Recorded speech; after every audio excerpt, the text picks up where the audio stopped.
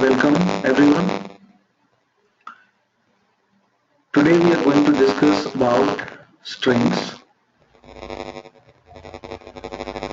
In the last session we discussed about functions, loops, while loop, for loops, and we also discussed about different sorts of functions, like we discussed about map, reduce, filter, user-defined functions. We categorized functions as built-in functions and user-defined functions. Alright, so this session is going to be about strings and a little bit of file handling. So let's begin.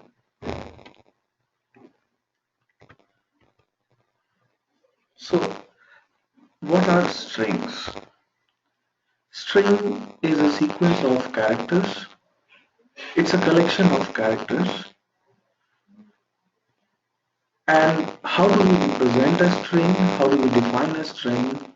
A string is defined using single quotes or double quotes, or in fact even triple quotes.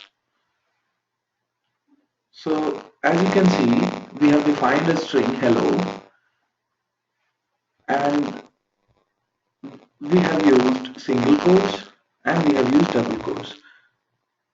We can also use triple quotes. For strings, plus means concatenate. What does this mean? That if you use plus, plus is an operator. If you use plus with numbers, it does addition. Similarly here, if your operands are strings, the plus would mean as a concatenation operator rather than an addition operator.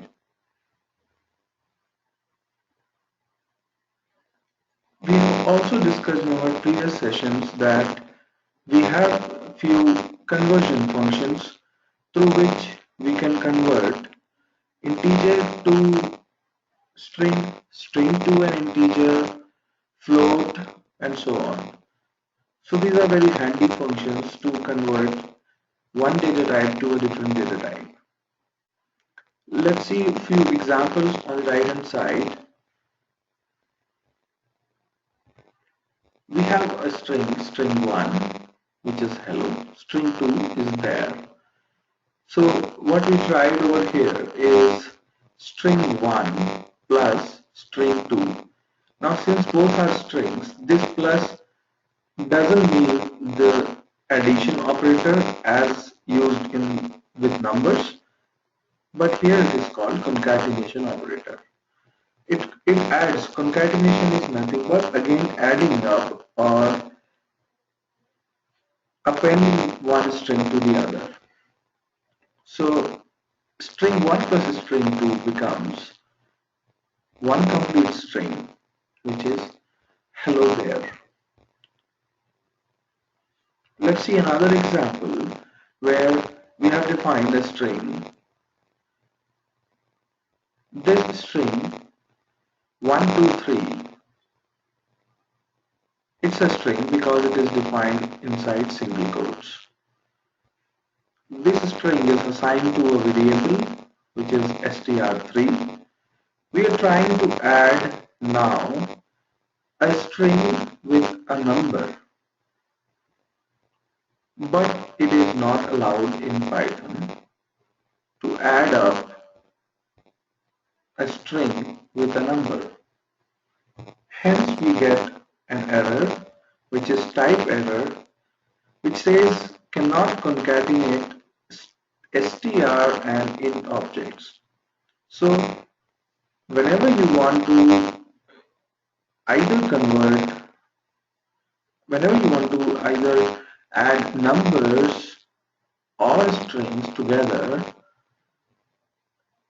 either convert a string to a number or convert the number to the string as required. Alright, and that is what we have done down below. which is we have converted the string 1 to 3 to an integer 1 to 3. Alright, and then the addition is a normal number addition which is successful, that is 1 to 3 string is converted to number 1 to 3, and number 1 to 3 plus 1 becomes number 1 to 4. Alright,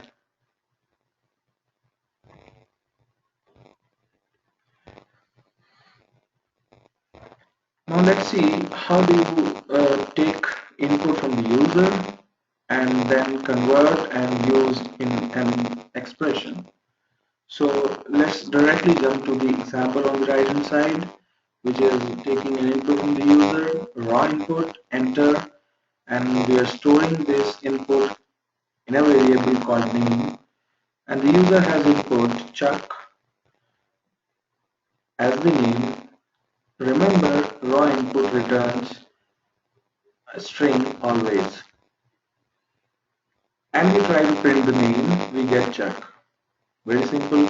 Let's see another example. Now we again ask the user to input, and this time user input 100. Again 100 would be coming to Apple as a string, since raw input returns a string. We're trying to, in the next step, we are trying to reduce, we are trying to minus 10 from Apple. But since Apple is right now in the string form, this operation again is not valid. So we get an error again, which is unsupported operand types for str and int. So minus does not support for str and int. So what should we do? Now our purpose was to minus the number 10 from the number 100, not from the string 100. And hence we use a conversion function here, which is int. We try to convert the string 1 to 100 to a number 100 and then minus 10 out of it, which is a correct operation.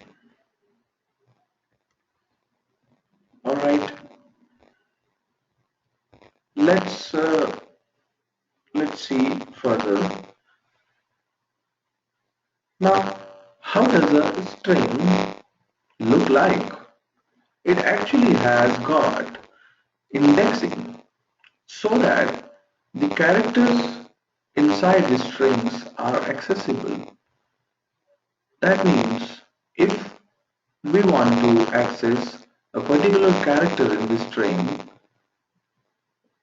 using this indexing we can do that. And how do we do this? So here is a string called banana, and this banana is splitted just to show that each block is one character in this particular diagram, and the indexing is written down below. As you can see, the indexing starts from 0 and in the incremental way it goes on. So B has the index 0, A has the index 1, and so on. So we have the indexing till 5 in this particular example.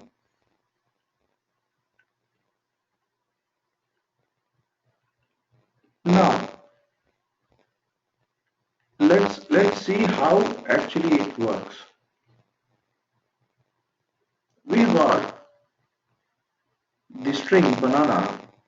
We stored this string into fruit variable, and then we want to access the character A, that is character number 2, but the index of character number 2 is 1, and hence we try to access it using fruit of 1.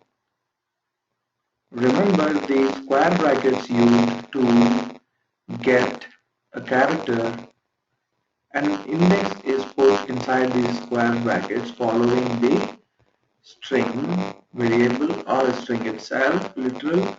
So fruit of 1 gives us the character stored at index number 1, and in fact index number 1 there is the character A, and hence when we try to print the letter we get A printed. Alright, let's see the next one. So we have stored a number 3 to the variable n.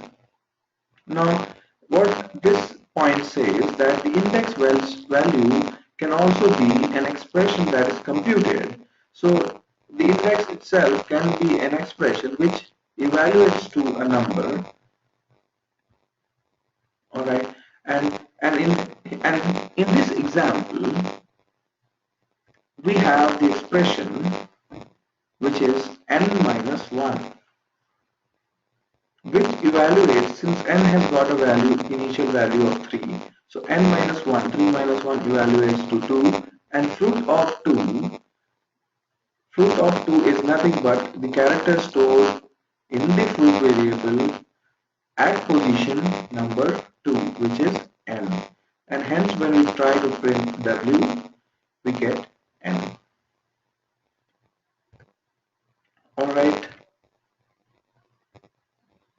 let's see. Okay,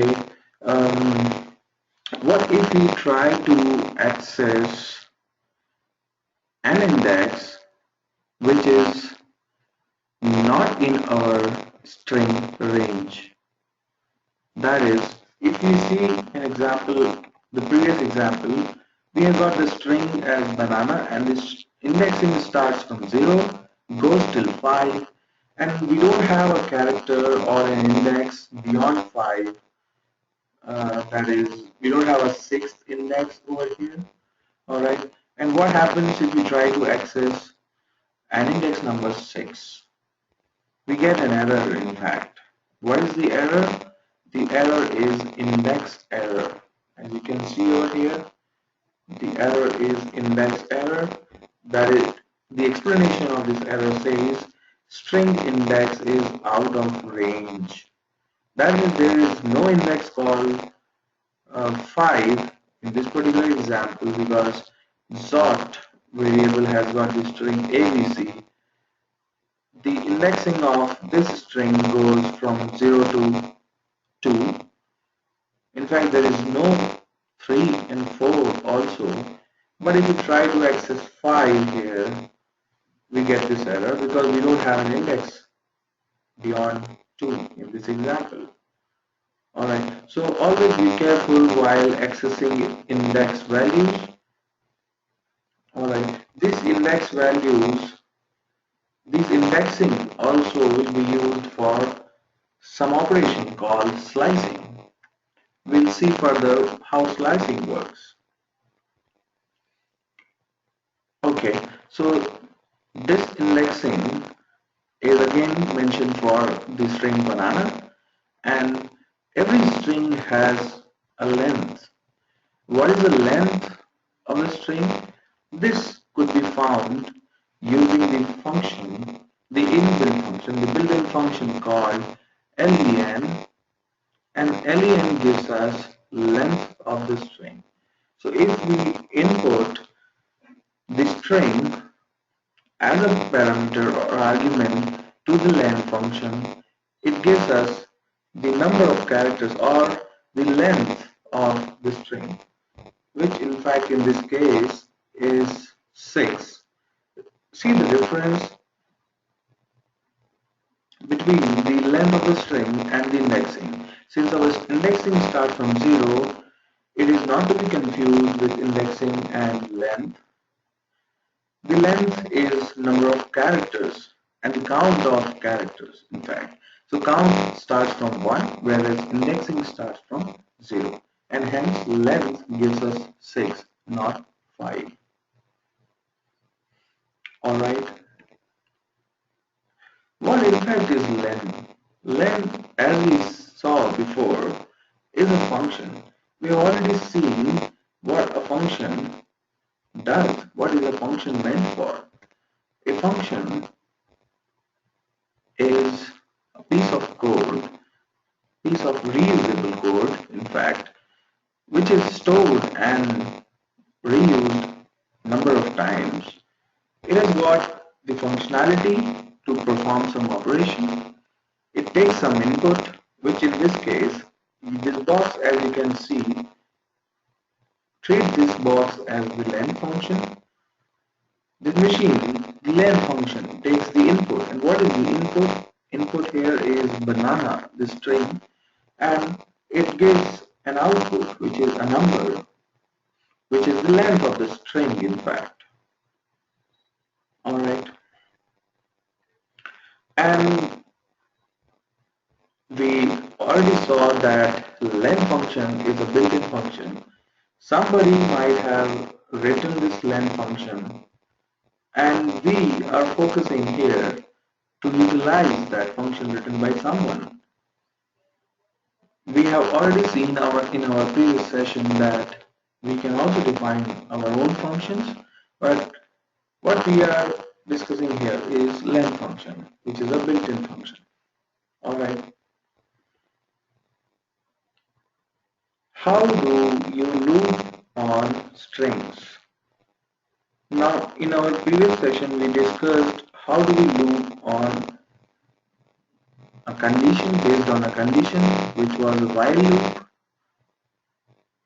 But that loop was running on some numbers. The condition itself was running on some numbers. And now we will see here how do we loop on strings. Alright.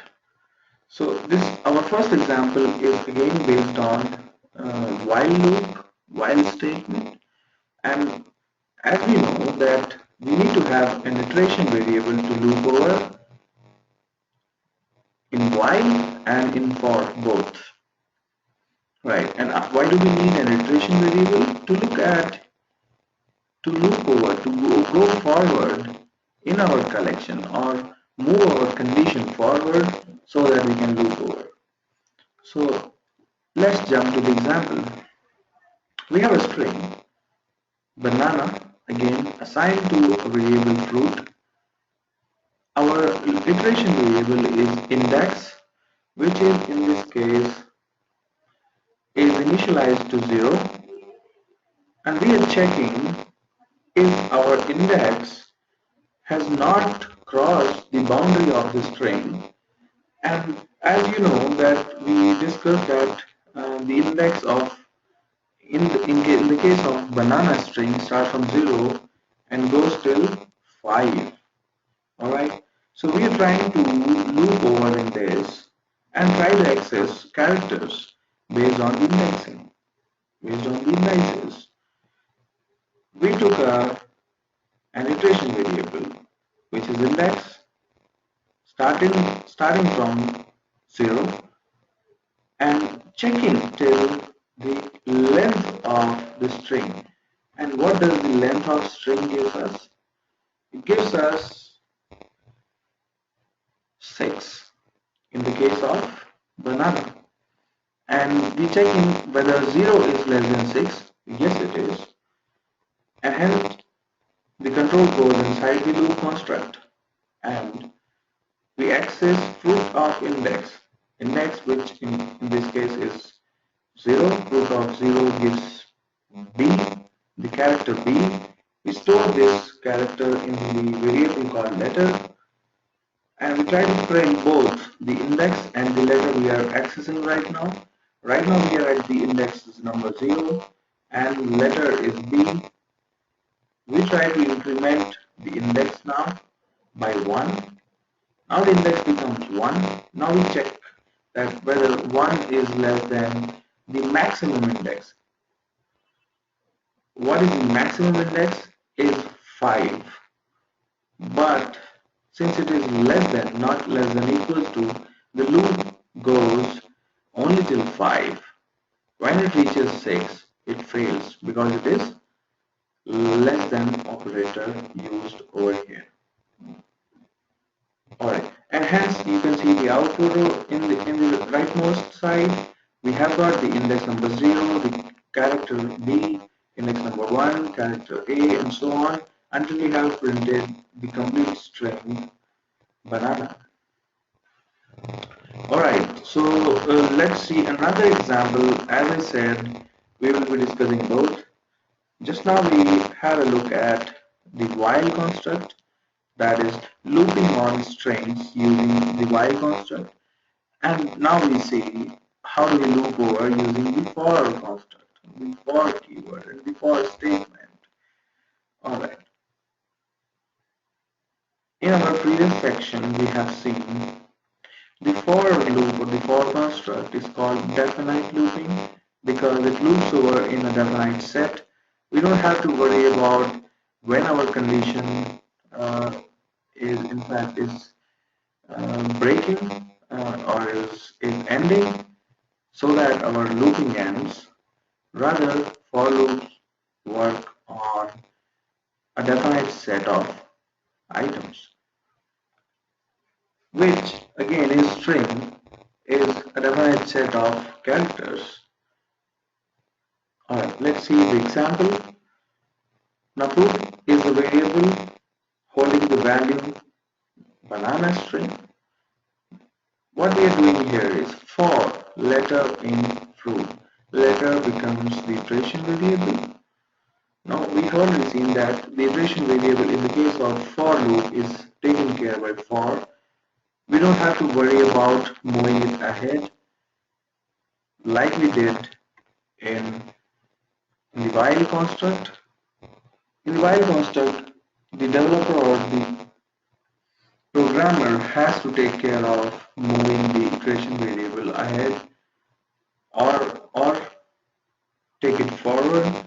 We don't have to do that in for variables for loopings because for takes care of moving the iteration variable ahead. Alright. So what we did here is for letter in fruit. So until we have a letter in the fruit variable, what does the fruit variable hold? It holds the string banana. And until we have a letter in fruit, we're trying to print the letter. And it starts from the first letter, which is B, goes till the end of the string, which is the last letter. And we can see on the rightmost side the complete output, which is letter by letter print of the complete string. Alright.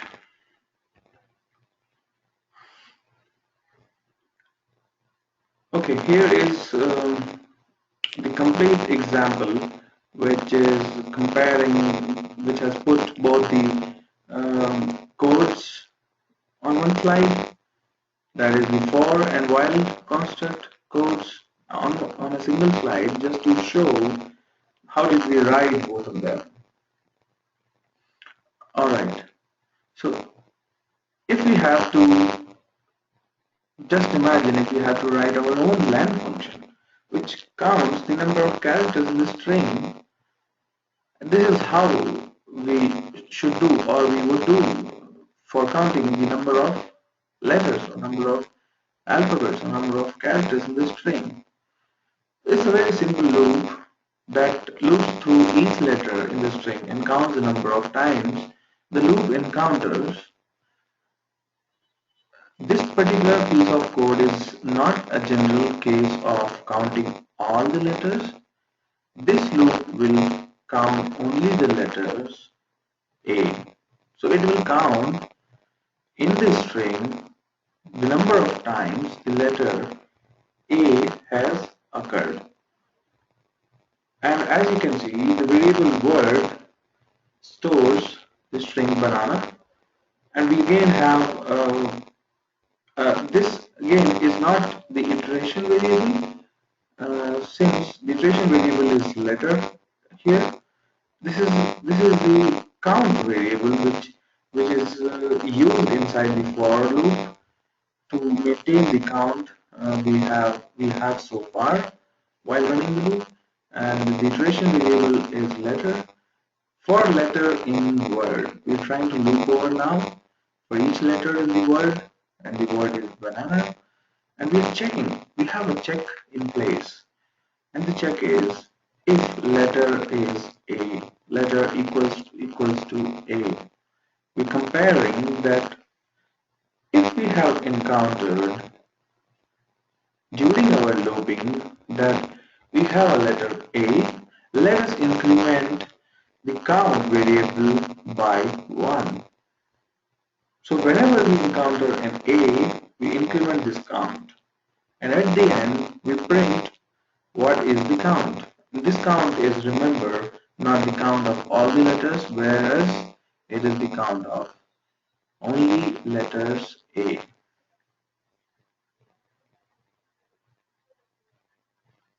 Alright.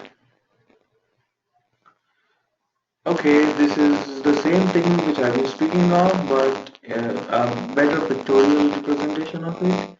So letter is the iteration variable, and then we have the 6-character string, which is banana.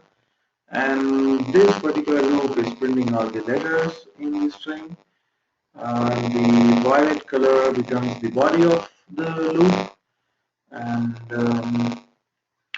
yeah, that's pretty much explained to here. Okay, and this particular is again another pictorial depiction of how the for takes care of advancing the letter iteration variable, and we don't have to do that. That's the beauty of using the definite construct looping, that is the for looping, to loop over. Alright, here is another example. We have got a string which is Monty space Python, and the next thing is mentioned down below, which starts from 0, goes to 11. As you can see, the white space in between Monty and Python words is also counted as a character, and hence it has got an index value of 5 in this case.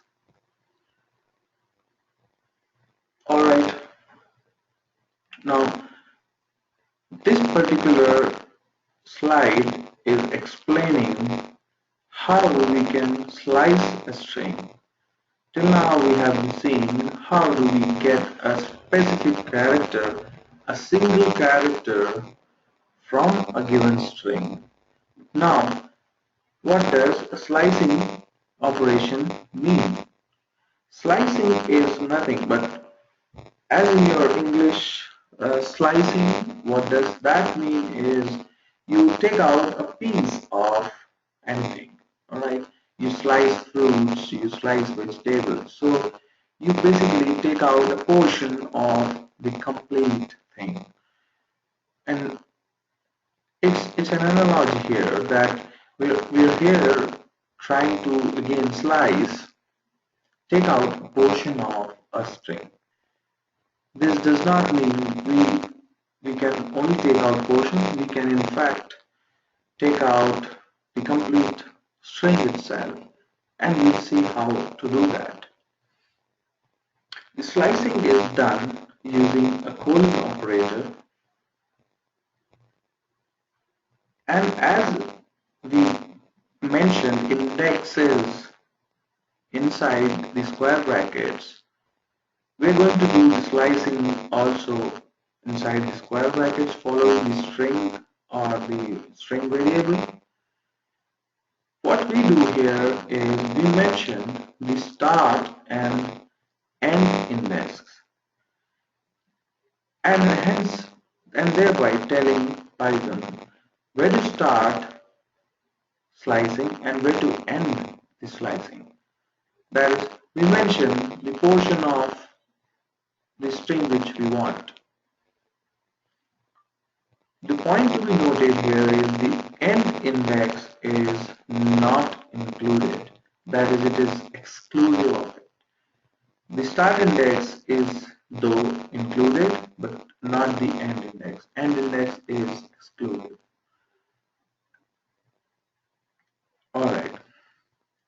Let's see 2 3 examples on this particular mention on this slide, and then I will walk over on different variations of the slicing with a small demo. So let's first go through the examples on the slide, and then we'll go over a bit of code on the same string. So what is the string we have here is Monty space Python, which is assigned to the variable s. We're trying to slice it now. And what is the slice using? The colon operator. So s of 0 colon 4. We're trying to say that I want to slice the string s. That is, I want to take out a portion of s which starts from index number 0, and index number 0 is m, which goes till 4 minus 1. That is the index number 3. As I said, that the last index is not included. So we go till the last but 1, alright, which in this case is 4 minus 1, 3. So we start from 0, that is m, go till 3, that is m-o-m-t. We got a portion of the string. Isn't it good? We are able to take out portions from this string. Now go to the next one, which says s of 6 colon 7. We start from 6, 6 is p, and we go till 7 minus 1, that is 6 again. So we start from 6, and at 6 we get only a single character, that is p, as an output. The last one, s of 6 colon 20. Start from 6, 6 is p, we go till 20 minus 1, that is 19. In this case, what happens is we do not have any index that is 19, so it goes only till the last index. In this case, by default, it goes to the last one because we don't have index beyond 11, and so it goes from 6 to 11, which gives us the complete string Python. Okay, here again a few more examples, a few different variations of it. So if we leave off the first number or the last number of the slice, it is assumed to be the beginning or end of the string respectively. So what if we miss either of these, that is the start, or both of them in fact? What happens in that case? This is showcased here. So in the first example, s of colon 2. Now see, we have missed the start index in this case. And what happens if we miss the start index? It starts from the beginning, which is index number 0, goes till 2 minus 1, which is 1. So we get MO. In the second one, s of 8 colon blank. So in this case, we have skipped the end index. If you miss the end index, by default it goes till the end of the string. Starts from 8, 8 is T, goes till the end, that is N, T-H-O-N. Last one. In this case, we have S of colon. We have missed both. We have missed the start and end index both in this slicing operation. And if you miss both, start from the beginning, goes till the end, that it gives us the complete string, that is Monty space Python.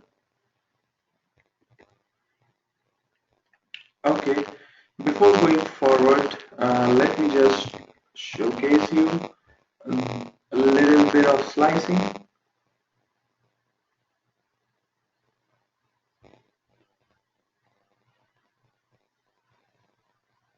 Alright, so here I have got my idle IDE open, and I'm on the interpreter shell. Right now, let's define the same string as we discussed on our slide. So we have the string S, which is Monty space Python.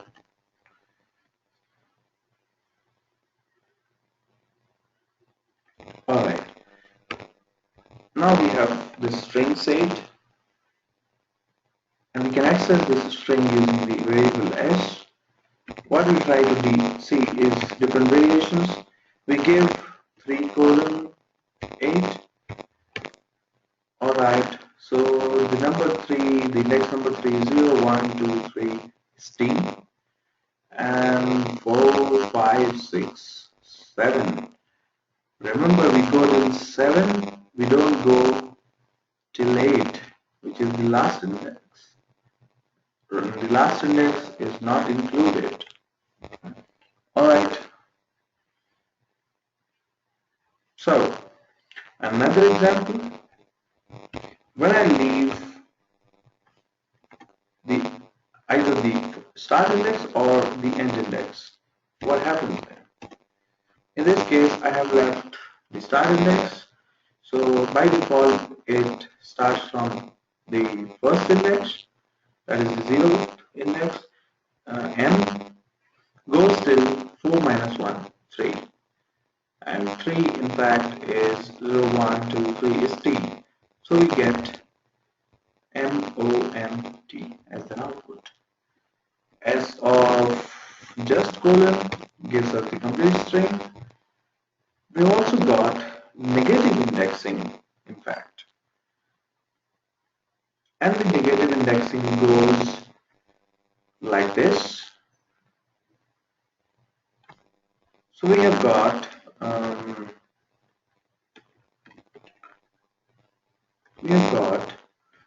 okay, so if we try to do S of colon minus 1,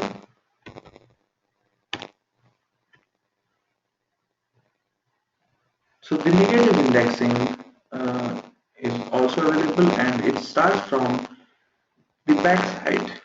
The last alphabet or the character of the string gets -1, the second last gets -2, and so on. So the increment happens in this way. Number-wise, there is a -1 indexing represents the last character on this string, and so on.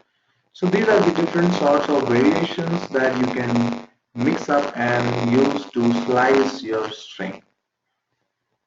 It's a very interesting operation and very useful for string operations. Okay, this we have already discussed, that how do we concatenate strings together, that is using the plus operator. Okay, using the in operator as a logical operator. As we discussed, the in operator is also called the membership operator. It checks for the membership, and that is when we use this in operator as a logical operator. So what it can be used for? It can be used to check, to see if one string is in another string. We can check the membership of a character in a string also. As you can see over here, we've got the string fruit. Sorry. So we've got the fruit variable storing the string banana, and we're checking whether the character n is in fact in the fruit variable. Yes, we do have a character n in the fruit, and hence we get the return value as true. Remember, the in expression is a logical expression, and hence it returns true or false. That is why it can be used in condition constructs like if, elif, and so on. Alright, in the second one, we're trying to check whether M is in the fruit. No, we don't don't have any character M in the fruit variable. That is why we get the Boolean value as false. The last one, okay, we have a second last one. Second last one is checking for a substring in the string. This is also valid. So we're trying to check whether the portion of the string is there or not. The portion is NaN, and NaN in fact is part of banana. So we get a true Boolean value. And the last one is we're trying to put this logical operation using in the if condition, trying to see if A is in the fruit or not. So yes, we have got three A's in fact in banana, and hence this small piece of code gives us the string found it. Alright, we can also compare strings using the comparison operators double equals to, that is comparing equality, less than or greater than. So in the first one, we're checking if the word variable is banana. If it is banana, alright, it is bananas. The second one says if word is less than banana. So what we are trying to see over here is we're trying to see whether the word is less than banana. So it comes before banana or not. So, and in the last one, we are trying to check the word begins with a character which comes after banana or not. This is how you can compare the strings. Alright. Okay, here comes an interesting part, that we have got a very huge library base in Python, and we're discussing about few methods available in string objects. As we know that in Python everything is an object. So an object has got methods and members in it, and hence we have got few methods as part of the string object. We'll be discussing a few of them. Alright. So as you read out here, these functions are already, so Python has a number of string functions which are in the string library.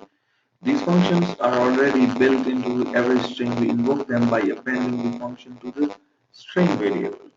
And how do we access the functions available in our string object is using the object name, and a dot notation tells that, hey, I want to access the method, say for example lower in the string object greet. The code in the right hand side has a variable greet which points to a string hello Bob, and this greet is nothing but a string object, and we're trying to access the method or the function lower, which is available, which is a part of the string object, and using a dot notation we are trying to access this method of the string object, that is greet.lower, and yeah, the output of this function is stored in the variable zap. We're trying to print zap and we get hello Bob. So as you can see, this function lower does magic. It lowers, it converts all the uppercase characters to lowercase characters.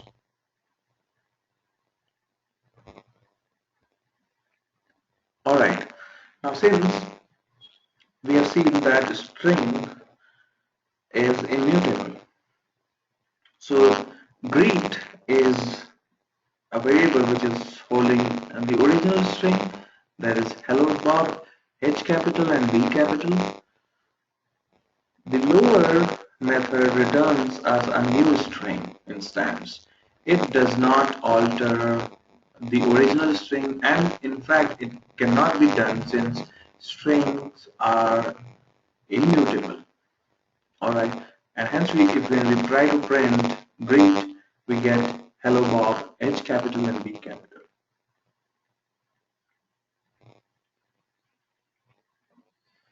All right, so let's move forward. And oh, what is this? So we got all the, not in fact all, few of the things mentioned on this slide. I'll try to show you on the actual interpreter out here, and let's try to see what all methods are available to us as part of the string object. So we also try to define the same string. Let's say stuff is equals to hello world, and yeah, okay, some mistake, end of line. Oops, something went wrong over here. Okay, stuff is equals to hello world. Okay, I don't know. Alright, so we have got this string. We're trying to see what all methods are part of this string object, and if we try to do the same operation, we try to see whether type is a string. Yes, the type is a string, and we try to see the things available in the string object. Alright, so dir gives you the list of things available in the past object, and we have passed the string object, and hence it gives us all the members and methods of the string object. And I think these are more than what we have on the slide. These are space crunch probably, and you can find out the same sort of thing for different objects like lists and dictionaries and so on.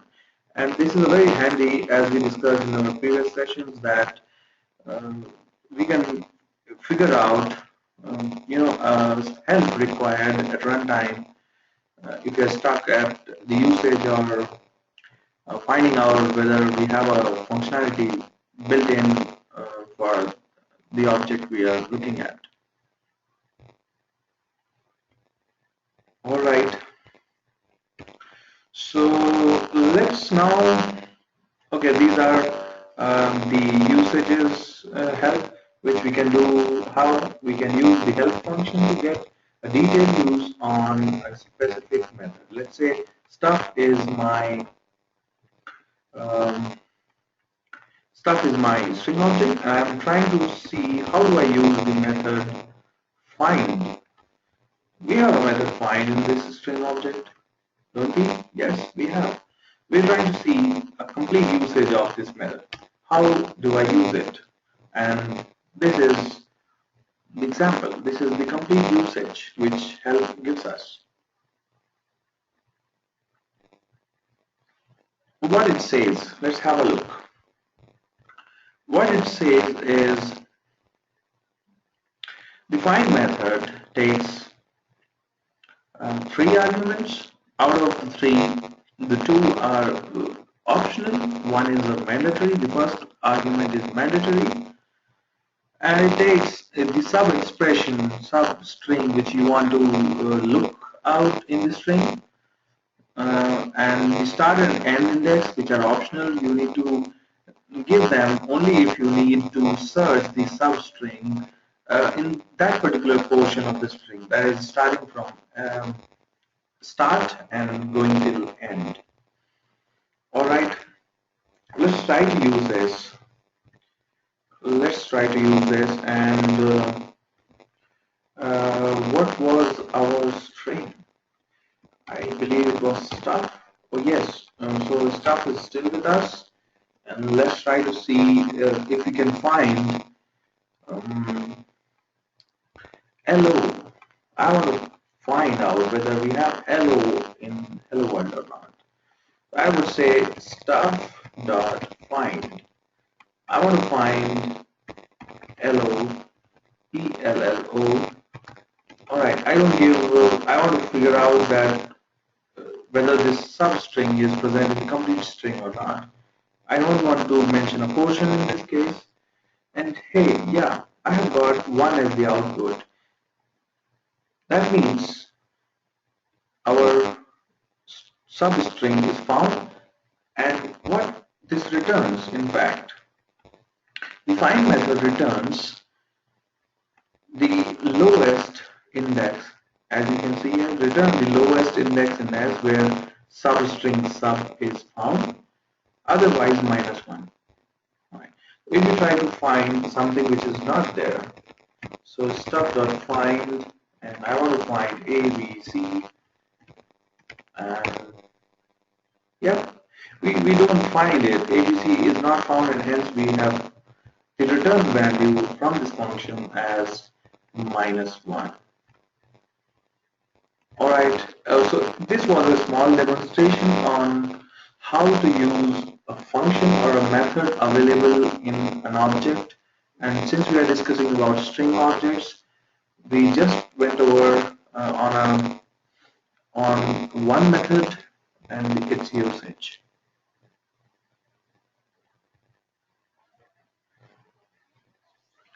Alright, let's move forward, and so let's discuss about a few more important functions which are part of the string library, and one by one I'm going to showcase this out here and on the same string. Let's try to see the first one, which is, alright, we have the string stuff with us still. Alright, now we are trying to use the first method on, which is on the slide in front of you. Alright, so the string is stuff, which is hello world. We're trying to capitalize it now. So what do you do? Stuff dot capitalize. Alright. Okay. So what capitalize does is it turns the first alphabet or first character of the string to uppercase. Rest all remain in their original face. Alright. So let's try to do it lower, and then we'll figure it out. So I say stuff dot lower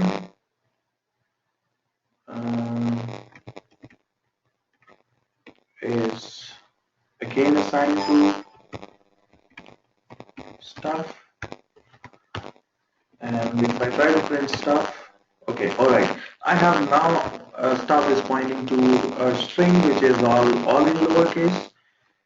I'm trying to demonstrate if capitalize works correctly.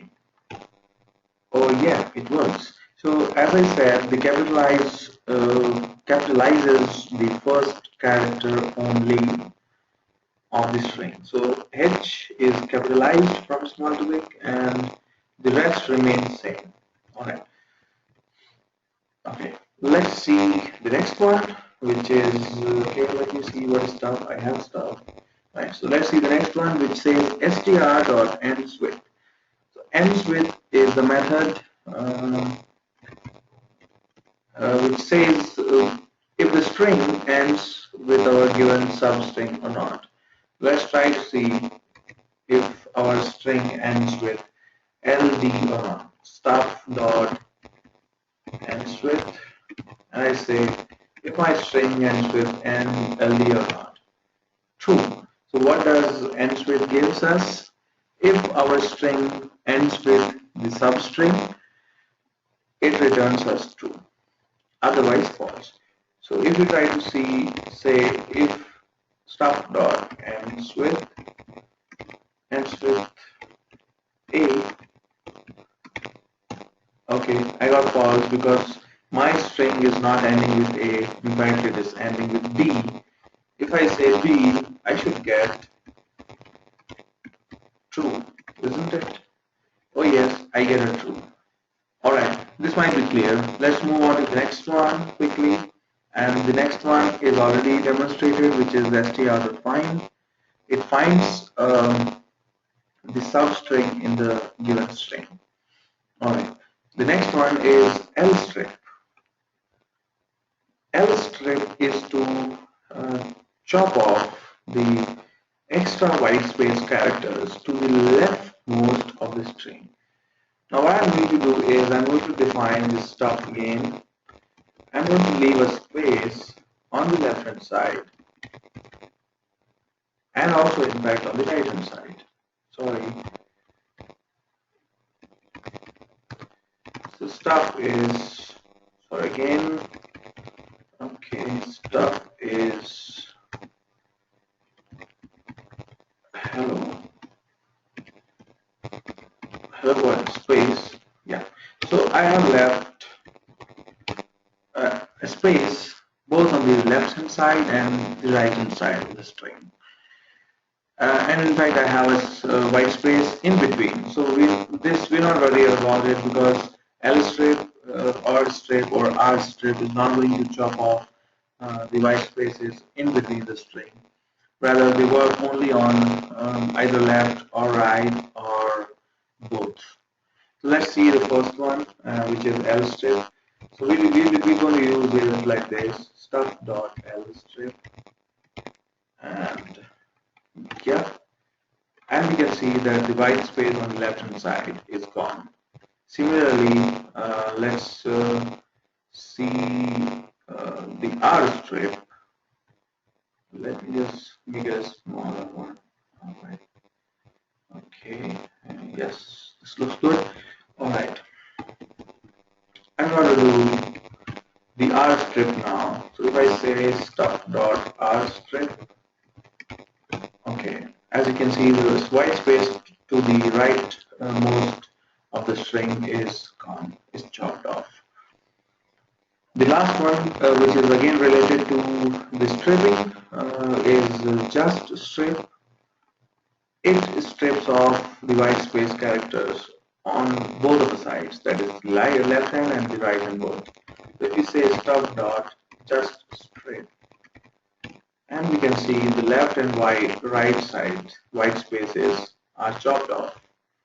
This would be very helpful, very handy in case our data has got a lot of white spaces to the end of the string or the beginning of the string. All right. We've already seen the lower. Let's try to quickly see both of them. Stuff dot lower gives us all lowercase. Stuff dot upper. Okay, this turns all the characters into the uppercase letters.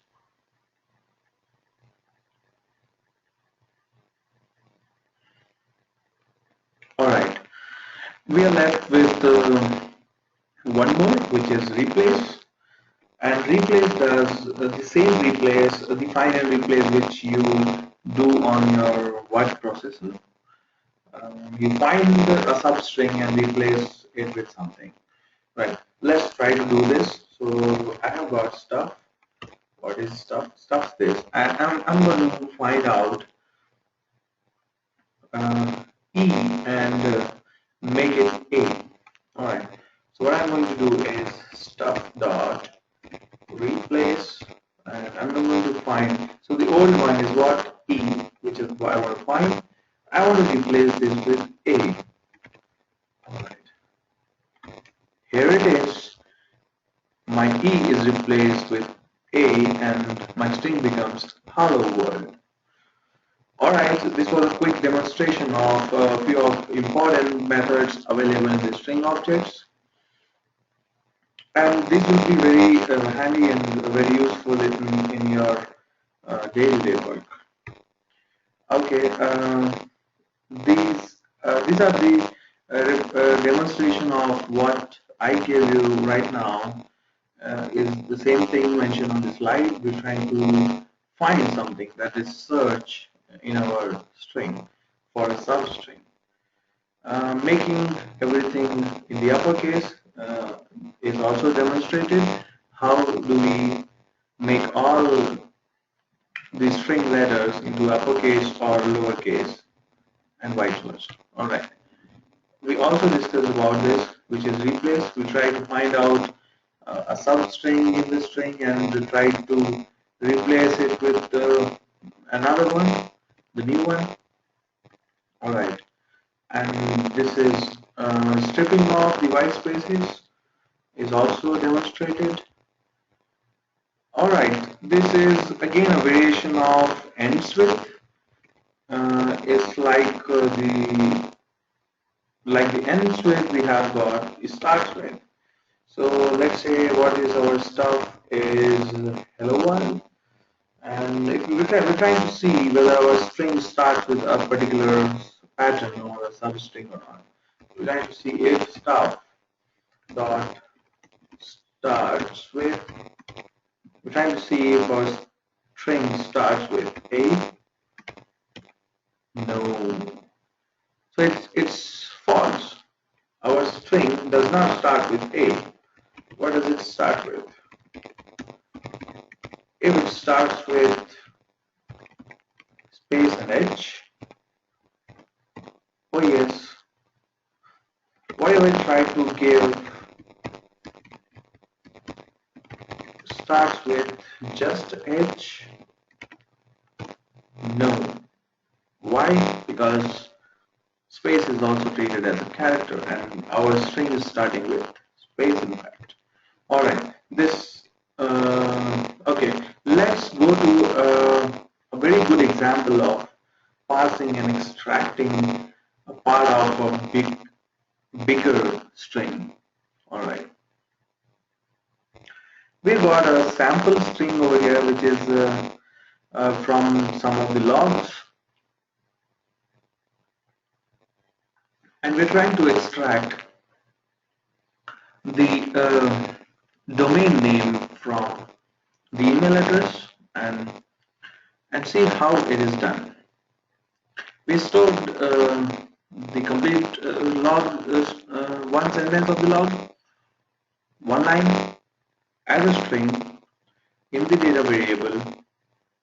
Now we're trying to find if we have at the rate in our string or not. Yes, in fact we have got a space an at the rate at position number 21. So when we try to do find, remember find returns as the index of the lowest letter in the substring form. We get at the rate at position number 21. We try to save this position as at pos, and then we try to find out if we got a space starting from at pos. So this is an extra argument given to find, because it tries to find out only after at the rate. We don't want to figure out a space which is again in the beginning of the string, but we are concerned only about an space after the at the rate, and hence we have given the starting position for find out a space after at the rate, and it gives us a position which is 31. And now what we're trying to do is we're trying to slice out the domain name using these two indices. We're trying to say from the data, slice me the domain name, that is at pos is the position of at the rate. We don't want at the rate. At the rate is not part of the domain name, and we move forward one character. So we say that we are going to start immediately after at the rate. The character found, it will be part of the domain name, and we're going till we find a space. What was the position of space? Which is stored in SPPOS. Alright, so we're trying to slice out the domain name using these two positions. You see how useful is this on extracting a part of a bigger string. Though it is not very powerful, but it is very powerful at times. We got a different module, that is regular expression module, RE, to filter out or complex strings, which is more sophisticated than the simple find operation using the find method, which we will discuss at a later point of time. Alright, so let's now see uh, how do we get help. And I think we have discussed about it. We're going to take help using dir if we have to figure out what is available and what is not. And the next one, if we have to figure out the detailed usage of a given method or member, we're going to use our help method to give us the detail, or else Google is always at your help. Alright, let's summarize what we discussed on strings. We discussed about what is a string. It's a collection of characters, and we can read out, we can convert using conversion functions.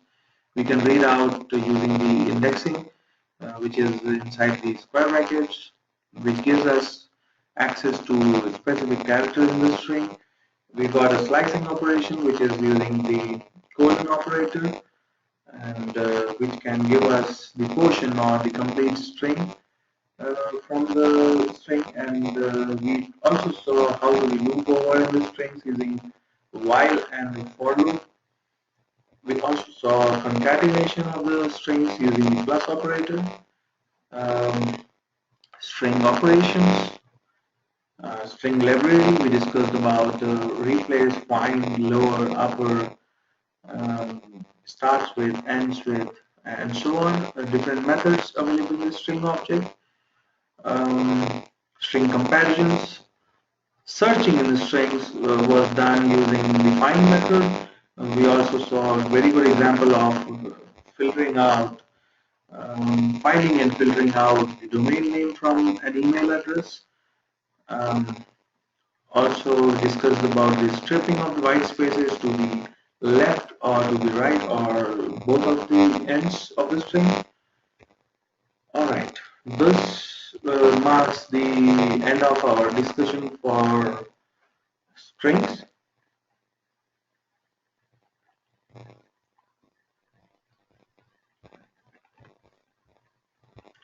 Alright, any questions?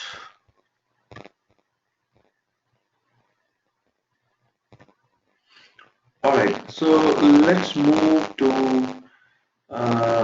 another one, and we're going to deal a little bit with files.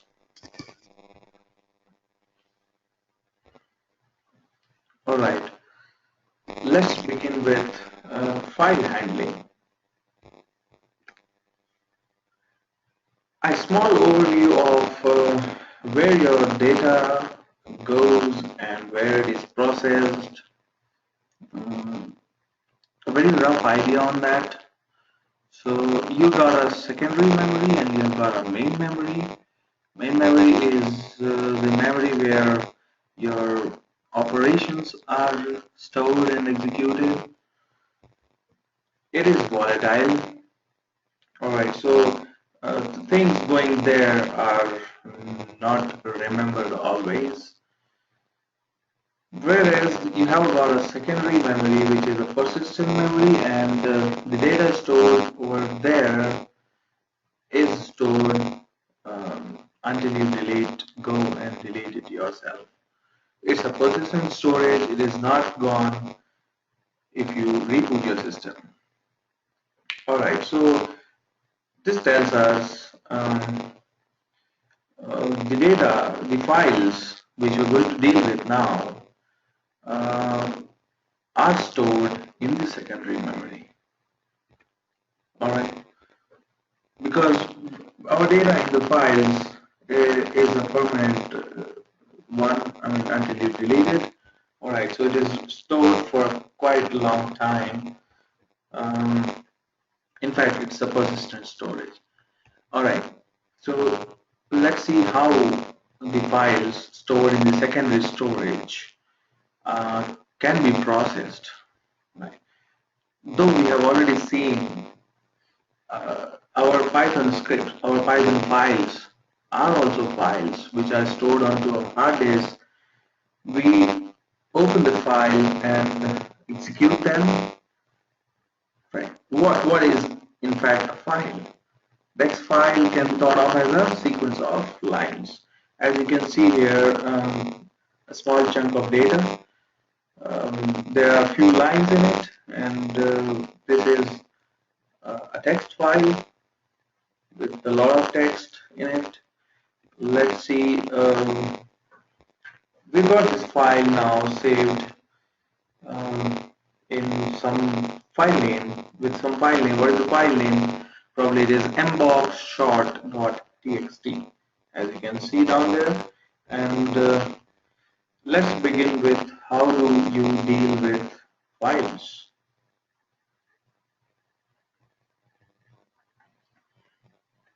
Okay, before we perform any operations to the file, what is important, or the first step, is to open the file. Without opening the file, you cannot read or write to it. Alright, so we need to open the file. That is our first step. So we can open the file using the function open. And what open does is it opens the file and gives us the file handle. File handle is nothing but the gateway to the file. The operation, all of your operations are going to happen through this file handle. Okay. So the file opening operation is similar to how you do it in a word processor or in your normal file operation. Like you have a file on your hard disk and you double click on it to open it with an appropriate application. Alright. Or you open an application and then go to open, file open, and open your file, desired file. Alright, it is same as that. Just the difference being that we have some commands to do this using our Python script. And that command and that function is called open function. Alright, this is the syntax of the open function.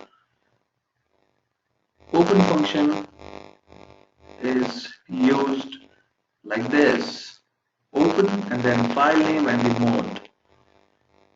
The file name is the name of the file, and this is going to be in the string form. Remember, the file name should be passed as a string. So the right hand side tells the file name, which is mbox.txt, and see the codes on this name. That is, mbox.txt is the file name, but it is given as a string to the open function because the first argument is expecting a string. The next argument is mode. Mode is optional and should be R if we are planning to read the file and W if we are going to write to the file. Alright. So the file can be opened in different modes. If you don't mention the second argument, which is mode, it is by default going to open in read mode. And there are different sort of modes like R, W, R plus, W plus, A, and binary, and we have lot many modes we can open a file in. So if we omit this parameter or argument, by default the file is going to open in read mode.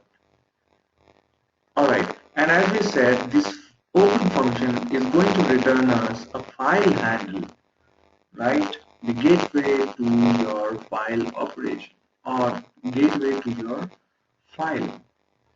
Without this handle, you cannot access your file. Let's see how. So this is what I was talking about, and as you can see, handle is shown in a box. That's like a gateway, isn't it? And you can read, write, or do operations to the file in the right hand side embox.txt using this handle. Alright, and in the code our handle is fhand. Alright, what happens if you try to access a file with unknown file name, or maybe the file does not exist in the directory you are working at? Let's see what happens exactly. So I try to do an open on a file name, say a.txt. I don't know if this file exists or not. I'm going to open this file in read mode. Alright. This is the exact error which I get, in fact. So what is the error? Error number 2, IO error. So IO error is the error class for input-output errors or related to files, mostly. So it says no such file or directory a.txt. So probably a.txt is not available to us right now, or is not created. So always be careful about files, and they should be existing before you try to perform some operations there, or else you'll have to probably deal with the errors which are going to occur at runtime.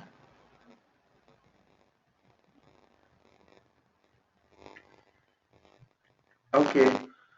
Um, Another thing, let's try to open this. Fhand is equals to open a.txt.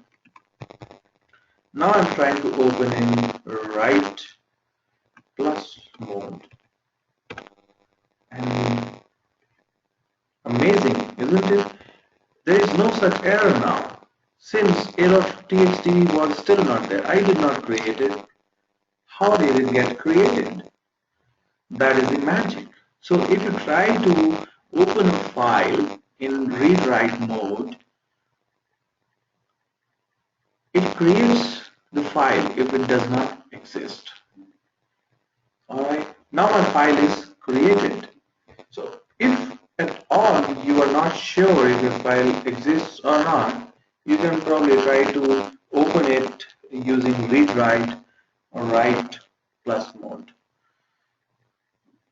Alright, let's move further and see few more things.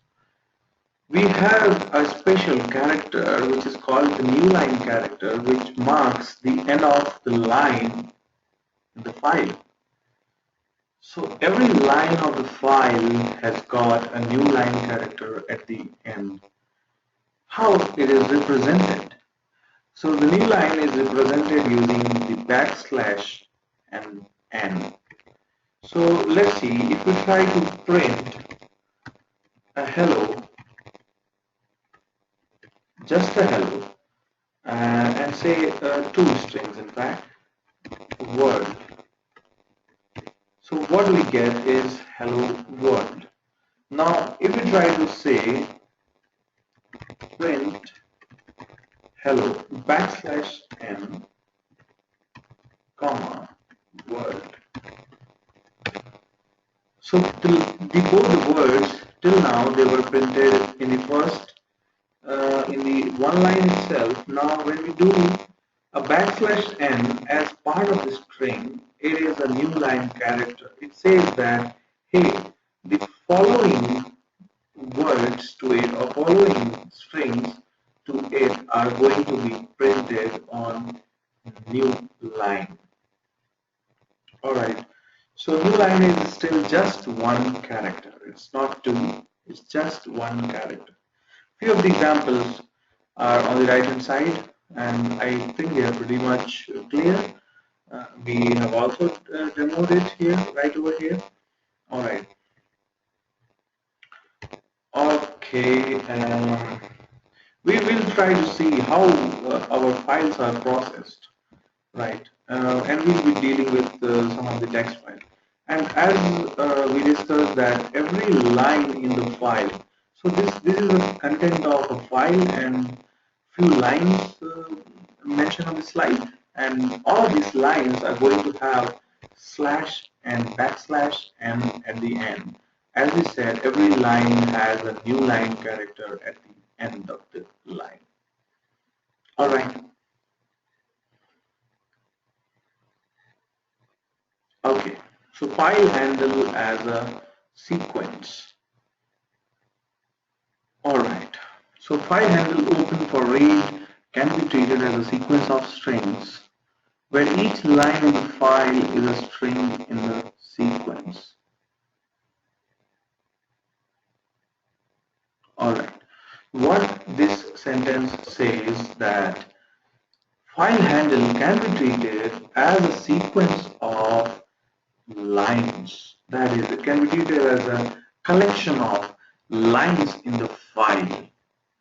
And using a for loop, we can iterate through this sequence and print or loop over in the lines in the file. Also to remember here is that a sequence is an ordered set. So it's not that we're going to get the first line first, and then the 10th line, and then second line, and so on. It's not going to be a mix. Rather, it's going to be in a sequential way. All right. Let's see how it can be done. All right. Let's move forward, and this is a very small example that shows how to count lines in a given file. Okay, let me try to see if I can write down something on this. So I have already opened a file called a.txt in write plus mode. W plus in the sense read and write. So I am now ready to read and write to the file. And remember, how do we read and write to the file? As we discussed, that file handle is our gateway to do all these operations. And we're going to use our handle, which is in the variable fhand. We'll say fhand dot write. What are we trying to write? Let's write out hello Python, and then we say /n, and then we'll probably write down file handling. All right. Okay, and probably we close down the file. Okay, let's try to open this file again.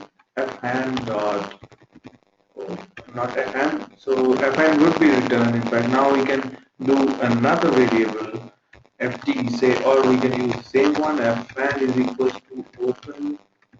Remember the file name, which is a.txt, and we're trying to open now in read mode. Alright, now since the file is created, we have also written down something to it. See the syntax of writing to the file. It is like this. Fhand is the handle we got after opening the file, and using this handle, using the dot notation, we do fhand dot write. So write is the function used to write to the file. Alright, and we have written a string. So we have passed the string to this function, which will be written to the file using the file handle. Once we are done writing to the file, it is our responsibility to close the file to be able to maintain the atomicity or the consistency in the file, so that our data is not corrupted. We need to close the file every time we're done with writing or reading to the file. Alright, we close the file. So what did we do? I'm just recapping the steps. I opened the file a.txt in read-write mode, that is W+. I got a handle fhand. Using this handle, I try to write a string to the file, and I close the file at the end. Now I'm trying to open the file for reading purpose. So I opened the same file in read mode, and I got the handle. I'm trying to read out what is there in my file. Alright. Yeah, so this was the content which I wrote to the file, isn't it? Alright. Uh, let me try to demonstrate the function read lines and so on. Okay. So now I'm done with reading the file, so I would probably close this. This was a very simple demonstration on how do you read and write a simple text to the file. Alright. Now what this particular example on the given slide shows is, say for example you have got multiple lines in your file.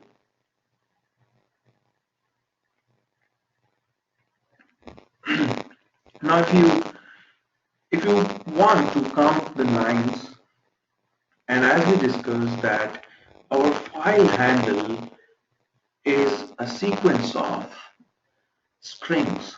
And what are those strings? Those strings are nothing but lines in the file. Alright. So we're going to loop over using the handle. So let's see the code over here. I'm trying to open the file named mbox.txt. By default it opens in read mode. I got the handle fhand. I have a variable now here which will maintain the count so far. Now I am looping over using the iteration variable line. So for line in fhand, as we said, this fhand is the file handle, which is again nothing but the sequence of the strings or sequence of lines in the file. We're trying to see for each line in the sequence. For each line in the sequence. So for each line we're going to increment the count variable, and at the end of the file, that is at the last line, we would get the total count in the count variable. Alright, very simple example, but this gives us the number of lines in the file. Okay, this was how do you read or how do you loop over line by line in the file. What if you want to read out the content of the file in one shot? That is, you don't want to now loop over line by line, rather at one shot you want to take and see all the content of the file, which is done using the read function available in file handling. Let's see how it is done. So you open the file which is mboxshort.txt. You get the handle fhand. Using this handle and using the read function, have a look at this read function. This is the function used to read the entire content of the file, and this function returns us the entire content as a single string. So fhand.read gives us the entire content of the file in the string form, in one string, which is again pointed or referenced by the inp variable. When we try to see the length of INP, it gives us nothing but the number of characters in that string or number of characters in a given file. Alright, very interesting, right? So we try to open a file in read mode, in the write mode, that is W plus. We also saw how do we use read and write functions.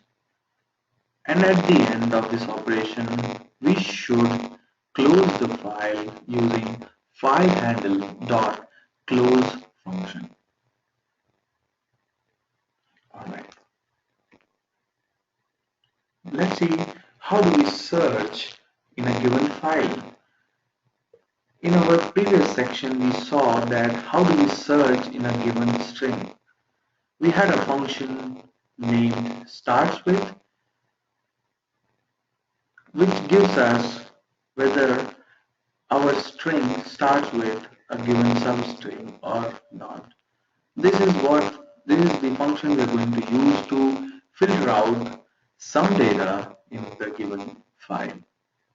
So we open the file mbobshort.txt. We got the handle fhand. Now we are looping over line by line in this sequence, and we're checking if each line has got from colon in the beginning or not. If it is starting with, if the line is starting with from colon, print the line. You see how the filtering is done, how the searching is done or could be done in a given file using some methods, some useful methods like starts with. Okay, can you see what is going wrong here? In this case, we are seeing two spaces.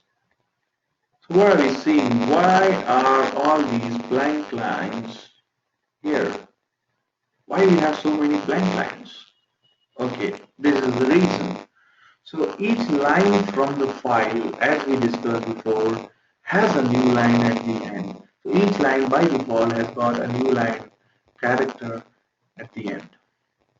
Also, the print statement adds a new line to each line. As a result, we get two lines, one line gap and another one is a new line. Okay, and this is how you can strip off. Remember that the new line character is also treated as a white space. So we can strip the white space from the right hand side of the string using rstrip, and this is a small program to strip off the white spaces at the end of the line and end of each line. Alright. So we try to loop over in each line using this loop construct, which is for line in fn, and we're trying to strip off the white space, assigning the stripped off line back to the line variable, and we're checking again that if it starts from. So we are basically checking all the mails from someone. So incoming mails indeed. All right. So as we said, the new line character is also treated as white space, and hence it is stripped off using this rstrip method. Okay, this is just an example of how can we use our continue statement here.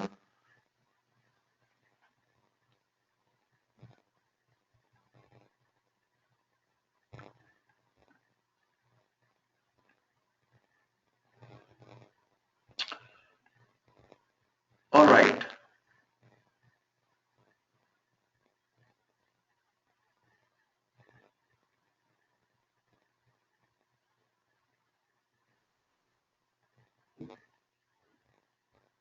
Okay, so uh, let's revisit our example of figuring out the domain name from the email address. All right. Okay. So we're checking if we have @uct.ac.za in our line. So if we don't have that, we're trying to continue further in the next lines. If we have, we're trying to print it. All right. Okay, this is the same example, but with getting the file name as input from the user and passing it to the open function. All right. We have already seen that if you don't give a file name, we get errors. Okay. All right. So okay, this is a very short summary what we discussed in this session. We discussed about secondary storage. We discussed about what a file handle is, and we get the file handle when we open the file, and the file handle acts as a gateway to accessing the file. All right.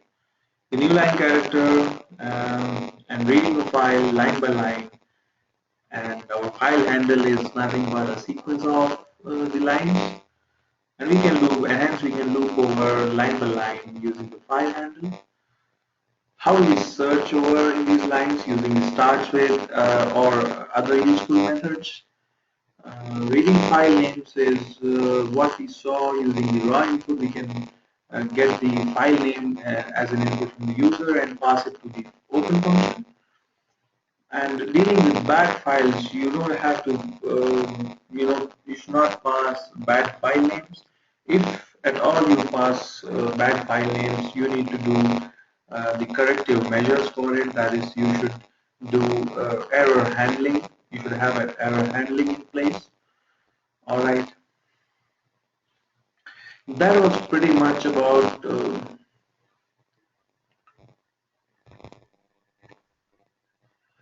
okay, so that was pretty much about the file handling part.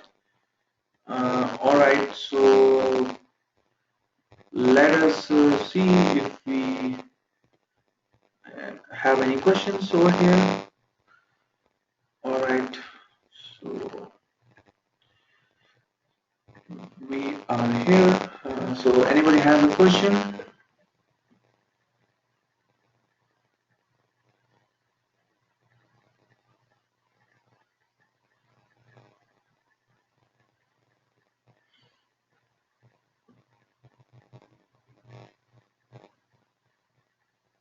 Okay, let me try to demonstrate another aspect over here.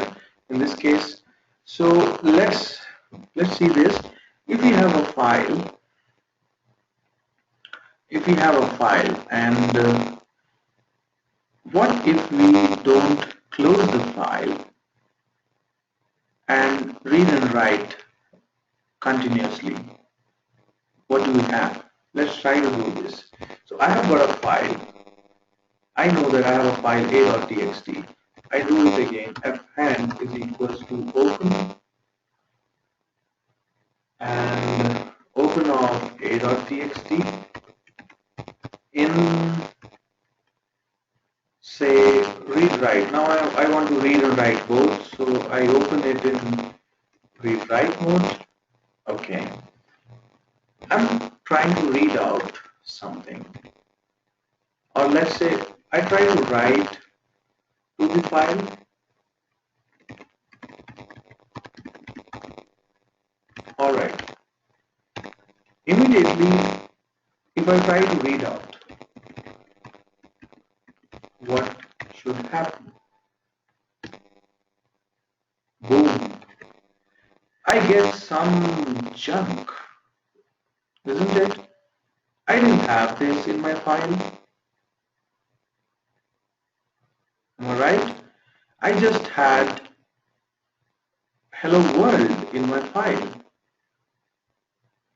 And in fact, if I try to open it, probably let me try to open this and see if I have got a.txt. Yes, I have a.txt here. I don't have any data at all. What went wrong over here? Something went wrong. So I want to understand what went wrong with this operation. So what happens is when you try to write to the file, say fn.write, your file handle moves in the file.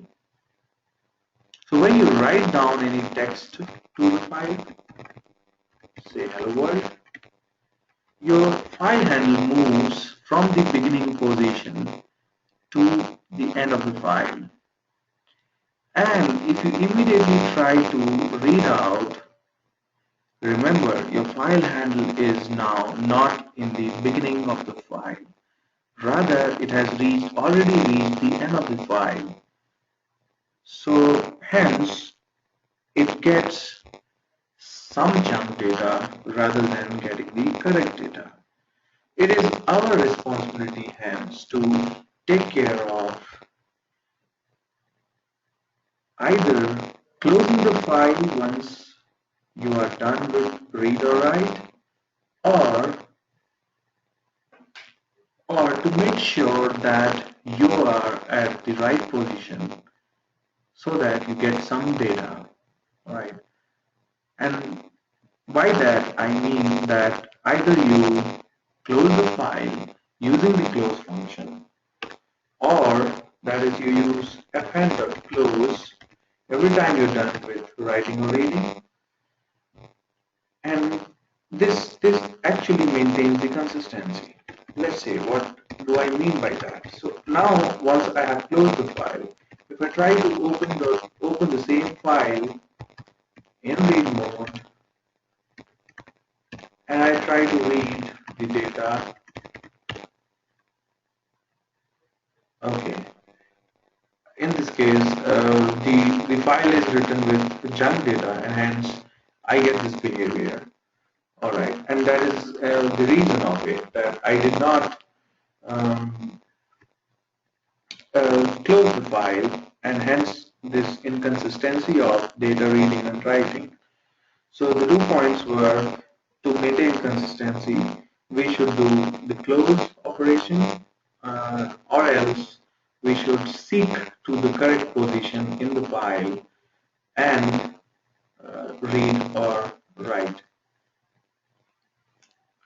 I hope this clarifies, and with this we are at end of our session today. Any questions are welcome.